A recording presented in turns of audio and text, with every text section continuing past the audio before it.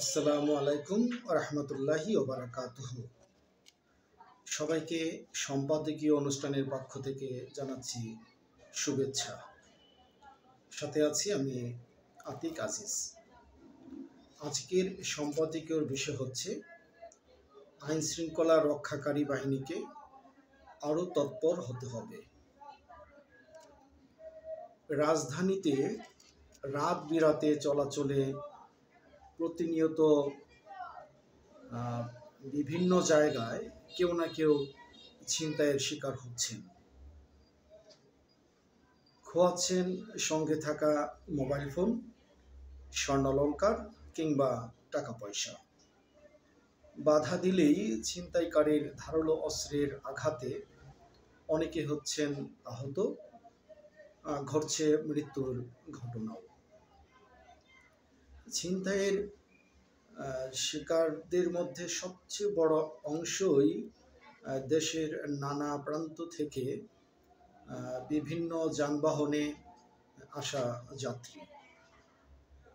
দেশের বিভিন্ন জায়গা থেকে ছেড়ে আসা যানবাহনগুলো ভোরের দিকে রাজধানীতে যাত্রীদের নামিয়ে দেয়। তো বাস স্টেশন থেকে তারা নির্দিষ্ট গন্তব্য বাসা বাড়িতে যাওয়ার পথে বিভিন্ন সময়ে অনাকাঙ্ক্ষিত ঘটনার সম্মুখীন হন। এছাড়া রাত এবং ভোরে রাজধানীর বিভিন্ন জায়গায় চলাচলের সময় অনেকেই ছিনতাইয়ের শিকার হন। অনেক সময় আবার এসব ছিনতাইয়ের ঘটনার সঙ্গে জড়িতরা গ্রেপ্তার হলেও অনেক ক্ষেত্রেই থেকে যায় ধরাছোঁয়ার বাইরে। ছাত্র জনতার এই গণ অভ্যুত্থানের পর আপনারা জানেন যে পুলিশ সদস্যরা থানা থেকে পালিয়ে যাওয়ার যে অপরাধ দমন কার্যক্রম স্থবিরতা এসেছিল। নতুন সরকার ঢাকায় পুলিশের জনবলে একটা ব্যাপক পরিবর্তন আনে। পুলিশের সর্বোচ্চ পদ আইজিপি ও ডিএমপি কমিশনার পদে পরিবর্তন আনা হয়। তারপর আইন শৃঙ্খলা পরিস্থিতির যথেষ্ট উন্নতি হয়নি।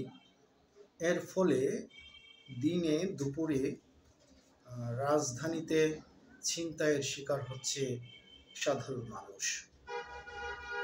রাজধানীর মোহাম্মদপুর, ধানমন্ডি, নিউ মার্কেট, ফার্মগেট, যাত্রাবাড়ি, মিরপুর, খিলগাঁও, হাতিরঝিল, শাহজাহানপুর, হাজারীবাগ, চকবাজার, শাহ আলী, এমনকি গুলশান সহ বিভিন্ন এলাকায় ছিনতাইয়ের ঘটনা বেড়েছে।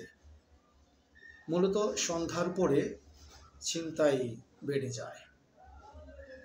গত বছরের শেষ 4 মাসে রাজধানীতে ছিনতাইয়ের মামলা হয়েছে 125টির মতো, আর ডাকাতির ঘটনায় দায়ের করা মামলা সংখ্যা হচ্ছে 22টি। গত সেপ্টেম্বরে ছিনতাই মামলা 17, ডাকাতির 5টি। অক্টোবরে ছিনতাই মামলা হয়েছে 33টি,